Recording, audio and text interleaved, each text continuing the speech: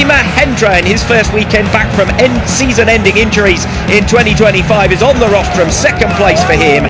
I'm so happy because this is my first time to podium in Super Sport and also first ever Indonesia podium in Super Sport also. So it's a good.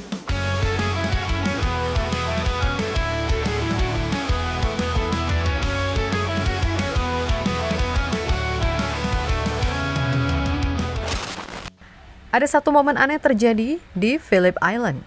Lampu start baru saja padam. Para pembalap melesat menuju tikungan pertama. Komentator fokus ke barisan depan seperti biasa. Lalu tiba-tiba satu nama disebut. I think that's Luca Mayas, Valentin de Bees in 9th, and Aldi Mahendra from the very back of the grid already up into 10th position. So that's a flying start from Aldi Mahendra. Posisi 10, padahal dia start paling belakang. Komentator bahkan mulai kebingungan. Mereka menyebutnya crazy progress. Mereka melihat satu motor terus menyalip satu persatu tanpa ragu di lintasan yang masih setengah basah. Dan beberapa detik kemudian, kalimat yang hampir tidak pernah terdengar di kejuaraan dunia keluar. This is lap number 2 and Mahendra will go now from last to first as he makes the pass. Dari posisi 28 menuju posisi pertama. Dan yang membuat seluruh paddock lebih terkejut lagi, pembalap itu bukan dari Spanyol, bukan dari Italia, bukan dari Inggris. Dia adalah anak 19 tahun asal Bantul, Indonesia. Namanya Aldi Satya Mahendra.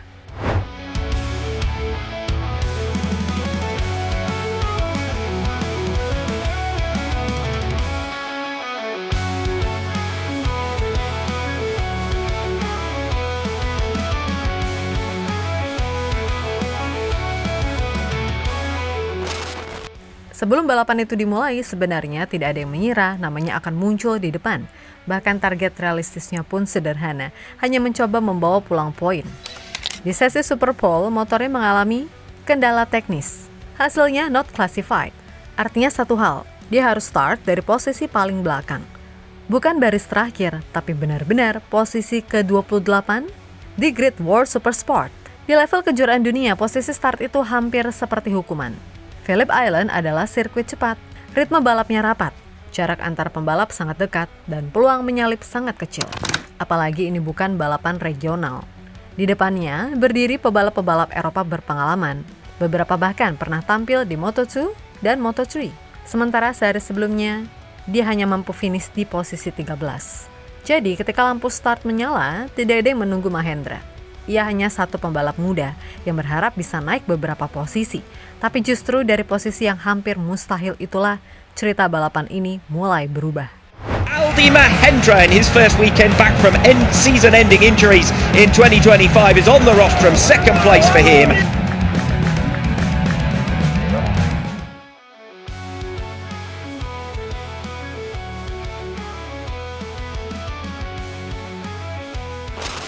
Lampu merah padam, semua motor melesat menuju tikungan pertama Phillip Island.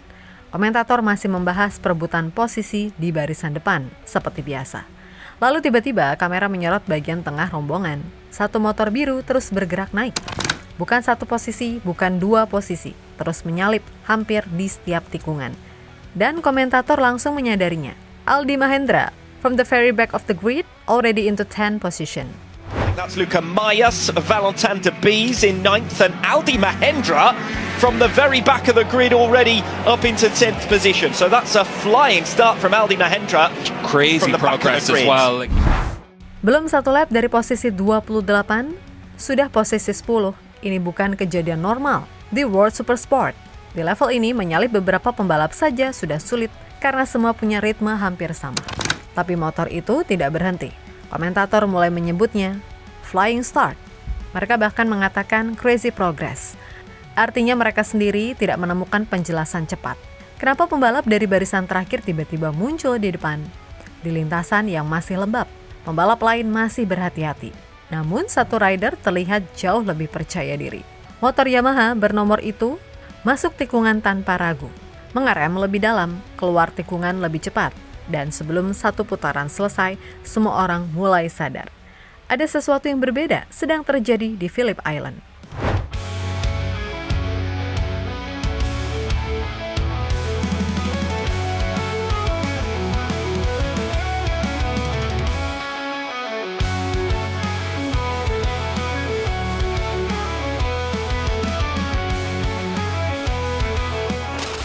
Yang awalnya terlihat seperti start bagus, berubah menjadi sesuatu yang jauh lebih besar.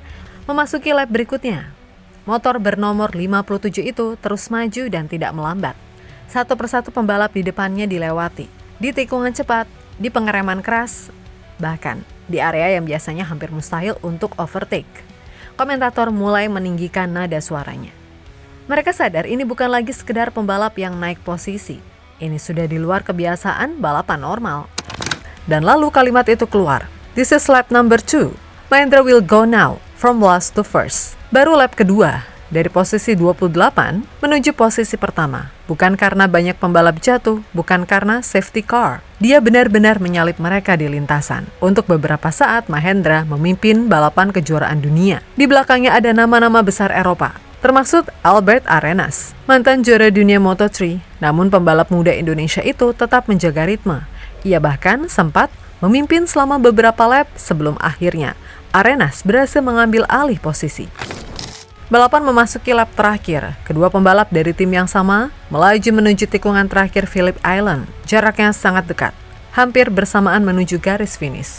Komentator kembali bersuara keras. Albert Arenas meraih kemenangan. Namun tepat di belakangnya, satu nama dipastikan naik podium. Aldi Mahendra in his first weekend back from season-ending injury. Aldi Mahendra is on the rostrum. Ya, posisi kedua, dan itu bukan sekedar podium. Itu adalah podium pertama pembalap Indonesia di World Supersport, kejuaraan dunia balap motor FIM. Dalam satu balapan, dari barisan terakhir, seorang anak 19 tahun dari Bantul membuat seluruh penonton balap dunia menyebut namanya. Who could leave today only 9 points away from Jaume Macià, who moves up into 10th position ahead of Ertl. Bayliss still attacking Ertl, of course. They were second and third yesterday. Arenas looking over his shoulder. Not just going to be any step of the podium. It is a race win for Alberto Arenas on his debut weekend in the Supersport World Championship. Aldi Mahendra in his first weekend back from season-ending injuries in 2025 is on the rostrum, second place for him, and Matteo Ferrari will be the next to come across. Setelah balapan selesai, barulah semua orang mengerti kenapa kejadian itu bisa terjadi. Saat start, kondisi lintasan Phillip Island sebenarnya sangat sulit dibaca. Gerimis turun, tapi aspal mulai mengering di beberapa bagian. Mayoritas pembalap memilih aman, memakai ban hujan. Keputusan yang logis, karena kalau lintasan masih basah, ban kering bisa langsung membuat pembalap terjatuh. Namun Mahendra melakukan sesuatu yang berbeda. Awalnya ia juga memakai ban basah, tapi hanya beberapa saat. Ia membaca kondisi lintasan, lalu segera masuk dan mengganti ke ban slick.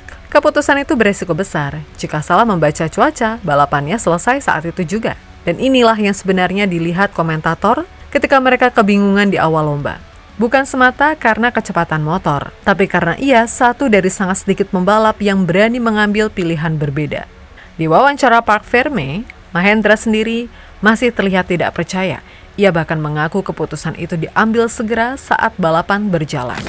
Yeah, I cannot describe all, but I start from 28 and in the first time I still use a rain tire, and then I decided immediately to put a slick tire, and then it was a good choice, and also I'm so happy because this is my first time to podium in Supersport, and also first ever Indonesia podium in Supersport also.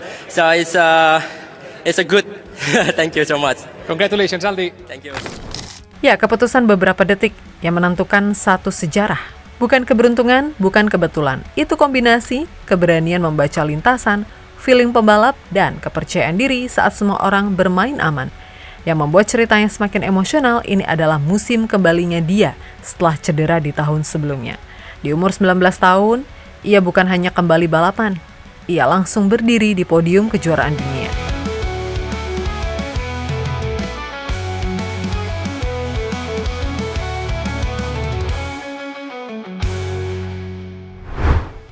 Podium itu mungkin hanya posisi kedua di hasil balapan, tapi maknanya jauh lebih besar.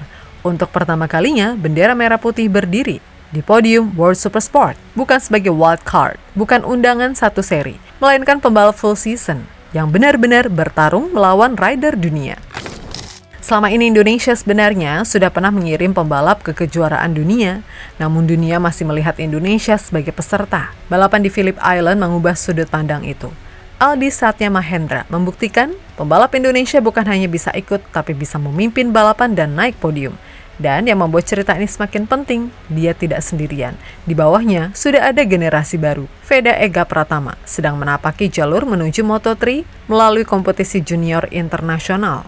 Kiandra Ramadipa mulai masuk pembinaan yang sama.